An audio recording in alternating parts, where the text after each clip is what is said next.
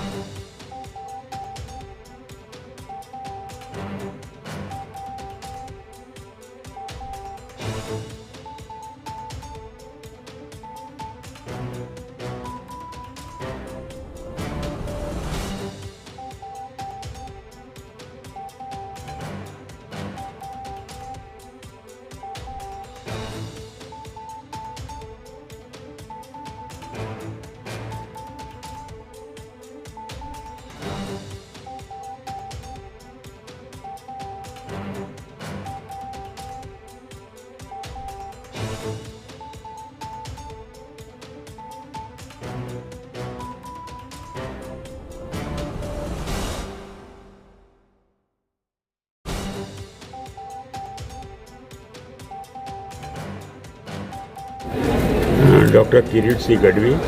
Past president Ahmedabad medical association, ex president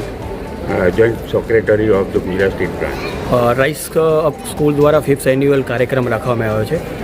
શું કહે છે? રાઇઝ સ્કૂલ દ્વારા જે કાર્યક્રમ રાખવામાં આવ્યો છે વેરી એક્સેલન્ટ, અને હું અભિનંદન આપીશ સુનિલ મહેતા, સાધનાબેન અને તેમના સ્ટાફને અને આખી સ્કૂલના મેમ્બરોને કે જેમણે બહુ જ સુંદર રીતે આ એનું આયોજન કર્યું છે। બહુ સરસ રીતે આ જે પ્રોગ્રામ ચાલી રહ્યો હતો એમાં મને એવું લાગ્યું કે જે બાળકો છે એમની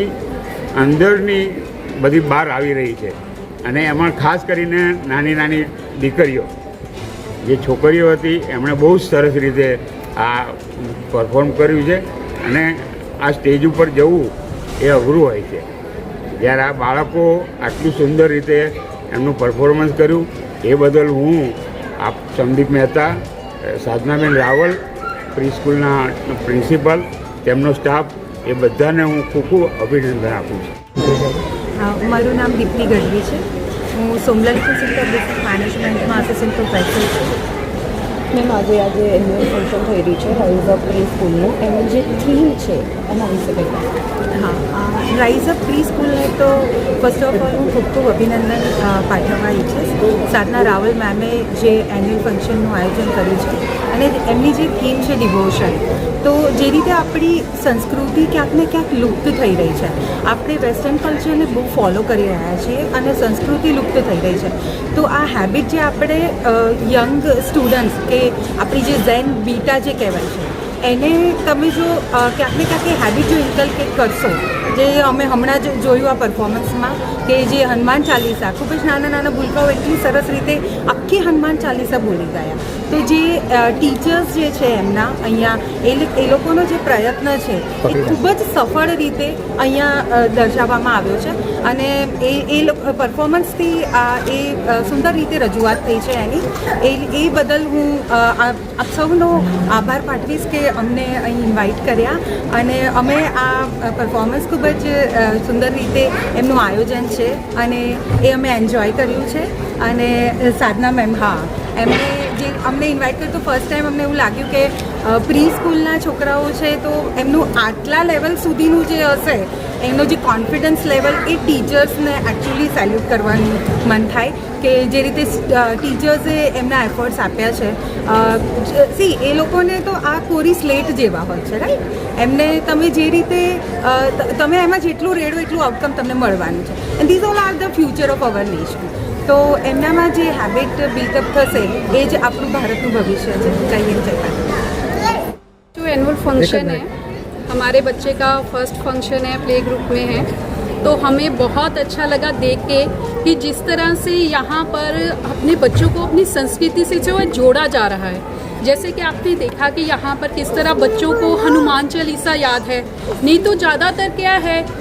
बच्चों को वेस्टर्न कल्चर की ओर बच्चे ज़्यादा जा रहे हैं उन्हें अपनी संस्कृति का बिल्कुल ज्ञान नहीं है अगर आप बाहर बच्चों को पूछो कि राम जी कौन है रावण कौन है कुछ बच्चों को पता नहीं है पर यहाँ पर आप देखिए किस तरह से बच्चे हनुमान चालीसा जुबानी बोल रहे हैं तो ये देख के हमें बहुत अच्छा लगा कि हमारी संस्कृति को जो है हमारे बच्चे जो है भारत के साथ जोड़ रहे हैं और हमें बहुत ही खुशी हुई ये सब देख के कि हमारी संस्कृति जो है हमारे बच्चों के साथ बनी हुई है और संस्कृति से जो है संस्कार जुड़े हैं संस्कारों से ही संस्कृति बनी है